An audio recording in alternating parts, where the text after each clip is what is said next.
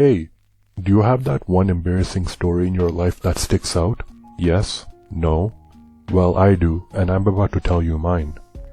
When I was in the second grade, I had a bit of social anxiety. I moved to Canada from a foreign country, and I couldn't really speak English well. On a particular day during social studies, my class was being super loud and obnoxious, and the teacher had enough. I remember the teacher yelling, throwing a fit, and completely losing it because she just couldn't contain us. I am sure everyone has experienced at one point in their school life when this has happened to their teacher. Although at the time I found this to be funny, little did I know that the joke was gonna be on me. Later that same hour I had to go to the washroom.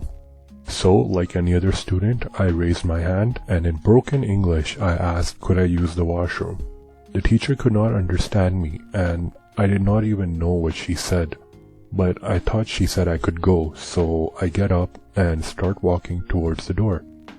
This is when my teacher bolts to the front of the classroom door and orders me to go back to my desk, so I did. I'm sitting there watching the clock and there being 20 minutes till lunch, and I knew I wasn't gonna make it.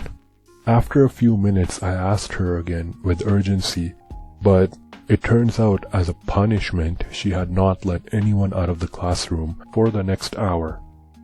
As I walked back to my desk, I braced myself for the most embarrassing moment of my life. I had no choice. The pressure was mounting up. I let it go, and within 10 seconds everyone in the class smelled it. The teacher must have understood what happened because she came over to me and let me off to the washroom. I can't even describe the embarrassment I felt. It haunts me to this day. I don't understand why I didn't just run towards the door and leave and dealt with the consequences later.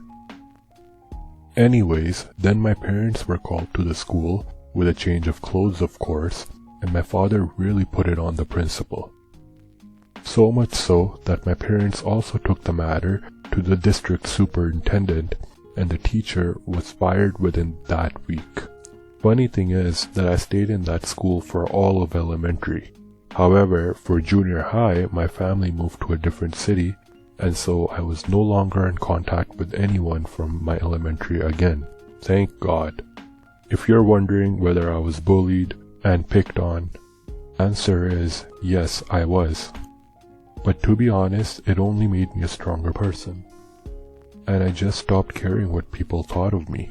So in a weird way, I'm glad it happened. Not really.